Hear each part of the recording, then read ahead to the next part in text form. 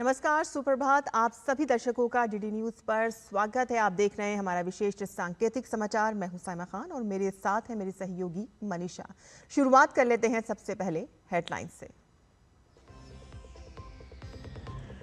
बिहार में चुनाव की तारीखों की घोषणा के बाद एनडीए और महागठबंधन में सीट बंटवारे पर सबकी नजर। भाजपा का केंद्रीय नेतृत्व उम्मीदवारों के नाम पर करेगा फैसला।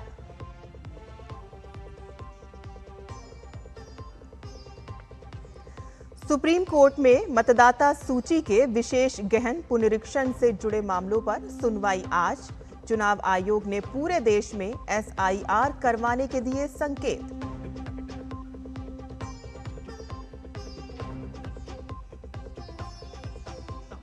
रक्षा मंत्री राजनाथ सिंह देश में रक्षा विनिर्माण के अवसर पर राष्ट्रीय सम्मेलन का करेंगे उद्घाटन। डिफेंस एग्जिम पोर्टल का भी करेंगे शुभारंभ।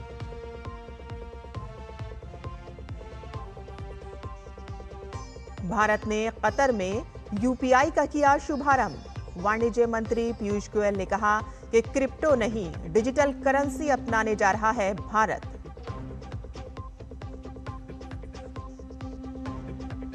डोनाल्ड ट्रंप का एक और टैरिफ बम। 1 नवंबर से अमेरिका में आयात होने वाले मध्यम और भारी ट्रकों पर लगेगा 25% आयात शुल्क।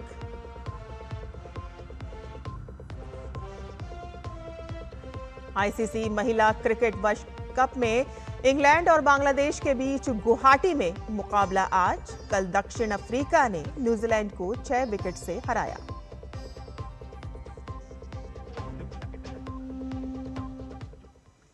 समाचार विस्तार से। चुनाव आयोग ने बिहार विधानसभा की तारीखों की घोषणा कर दी है। बिहार में 2 चरण में 6 नवंबर और 11 नवंबर को चुनाव होंगे, लेकिन सत्ताधारी राष्ट्रीय जनतांत्रिक गठबंधन और विपक्षी महागठबंधन दोनों ने ही अभी तक सीटों के बंटवारे पर फैसला नहीं कर पाए हैं और दोनों ही गठबंधन इस कोशिश में हैं कि उम्मीदवारों की इच्छाओं और जीत की संभावनाओं के बीच संतुलन बनाया जा सके।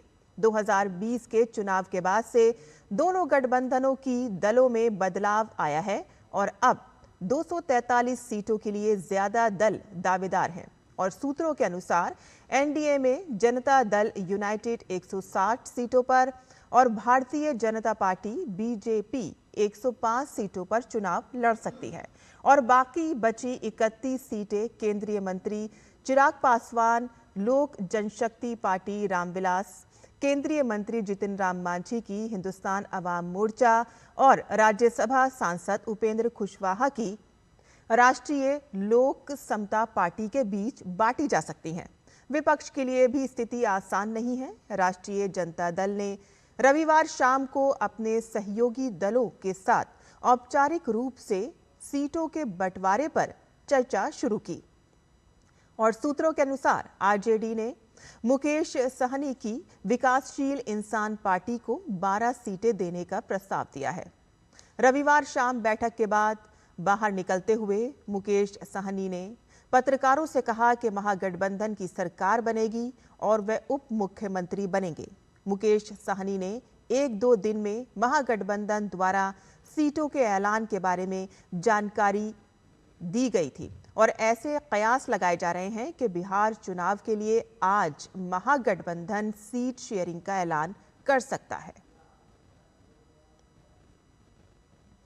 सुप्रीम कोर्ट में आज मतदाता सूची के विशेष गहन पुनरीक्षण एसआईआर से जुड़े मामलों पर अंतिम सुनवाई होने वाली है। बिहार में एसआईआर की वैधता पर कोर्ट ने इससे पहले की सुनवाई में चुनाव आयोग को चेतावनी भी दी थी और कोर्ट ने कहा था कि अगर उन्हें प्रक्रिया में कोई अवैधता मिली तो पूरी चुनाव प्रक्रिया रद्द हो जाएगी।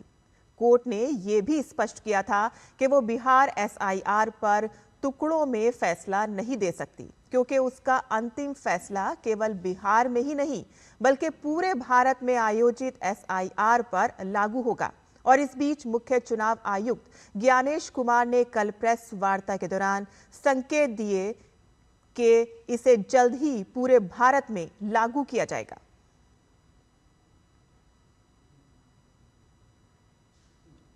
उपराष्ट्रपति सीपी राधाकृष्णन आज शाम को संसद भवन परिसर में विभिन्न राजनीतिक दलों के नेताओं के साथ मुलाकात करेंगे।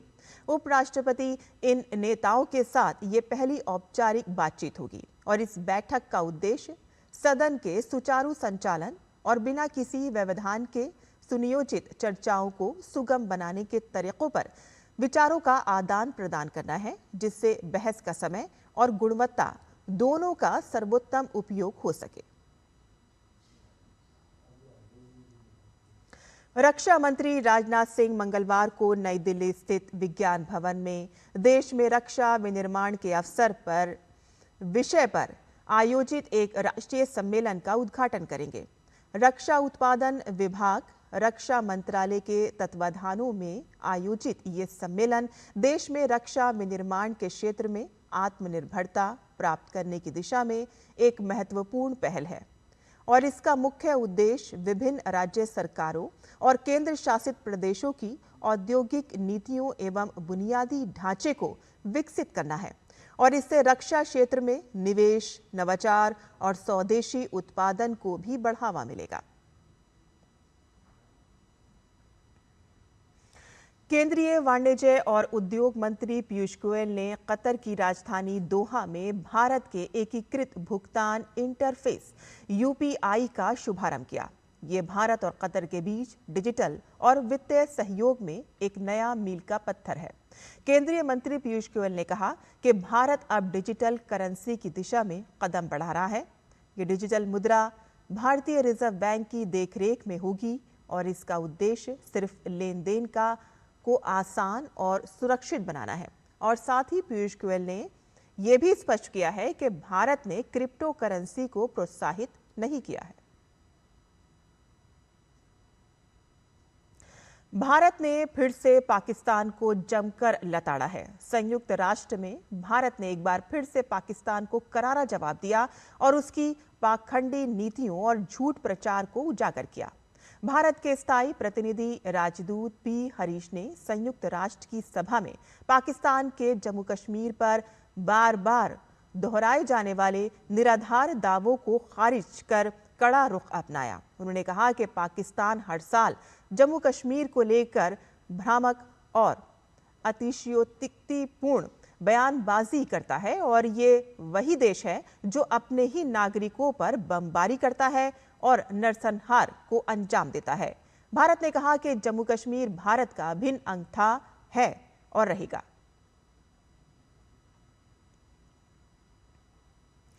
दिल्ली एनसीआर में मौसम का मिजाज बदला हुआ है। रविवार देर रात से शुरू हुआ बारिश का दौर कल भी जारी रहा। कल दिन में रुक रुक कर हुई बारिश के बाद देर रात को भी कई इलाकों में झमाझम बारिश देखने को मिली और इससे तापमान में गिरावट आई है। मौसम विभाग के अनुसार बारिश का ये दौर पश्चिमी विक्षोभ के चलते हो रहा है। नेपाल में बाढ़ से मृतकों की संख्या बढ़कर 52 हो गई है, जबकि 9 लोग लापता हैं और 29 व्यक्ति घायल हैं। नेपाली सेना ने रसुवा जिले के गोसाईकुंड ग्रामीण नगरपालिका क्षेत्र में 5 में लगातार बारिश के कारण बांध स्थल पर फंसे 12 लोगों को बचा लिया, जबकि वहां 4 लापता व्यक्तियों की तलाश जारी है। और इस बीच कोसी और बागमती प्रांतों में 19 स्थलों पर मार्ग पूरी तरह से अवरुद्ध हो गए हैं और इस बीच हेटोडा और काठमांडू को जोड़ने वाली सभी छोटे मार्गों पर रात्रि के समय वाहनों की आवाजाही पर अनिश्चितकालीन प्रतिबंध लगा दिया गया है और अगली सूचना तक शाम 6 बजे से सुबह 5 बजे तक इन पर कोई वाहन नहीं चलेगा। त्रिभुवन राजमार्ग मामूली अवरोध दूर किए जाने के बाद फिर से खुल गया है। अमेरिका के राष्ट्रपति डोनाल्ड ट्रंप ने टैरिफ को लेकर एक नया ऐलान किया है। डोनाल्ड ट्रंप ने कहा है कि 1 नवंबर 2025 से अमेरिका में अन्य देशों से आने वाले सभी मध्यम और भारी ट्रकों पर 25% टैरिफ लगाया जाएगा।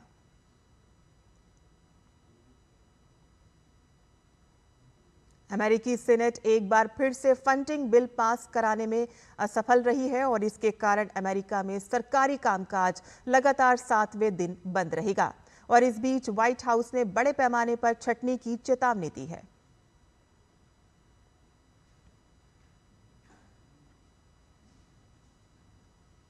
महिला क्रिकेट विश्व कप में आज इंग्लैंड का सामना बांग्लादेश से होगा। ये मैच गुवाहाटी में खेला जाएगा और दोनों ही टीमों ने प्रतियोगिता में जीत के साथ शुरुआत की है। इंग्लैंड ने गुवाहाटी में ही खेले गए अपने पहले मैच में दक्षिण अफ्रीका को 10 विकेट से करारी शिकस्त दी थी, तो वहीं बांग्लादेश ने अपना पहला मैच कोलंबो में खेला था और पाकिस्तान को 7 विकेट से मात दी थी।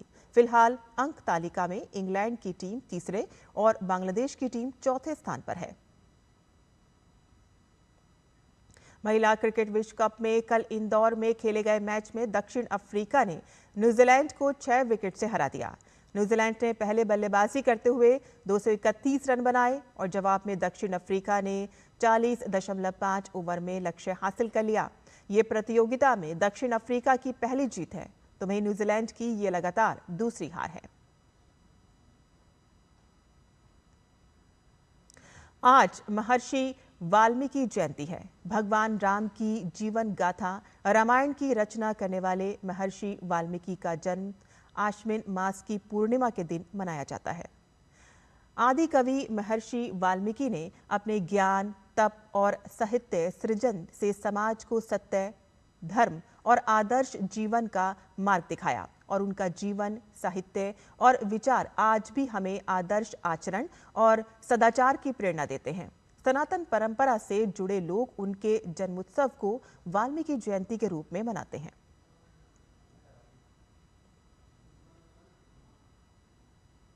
हमारे इस विशेष सांकेतिक समाचार में बस इतना ही। मुझे और मेरी सहयोगी मनीषा को अनुमति दें, लेकिन आप देखते रहिए डीडी न्यूज़। नमस्कार।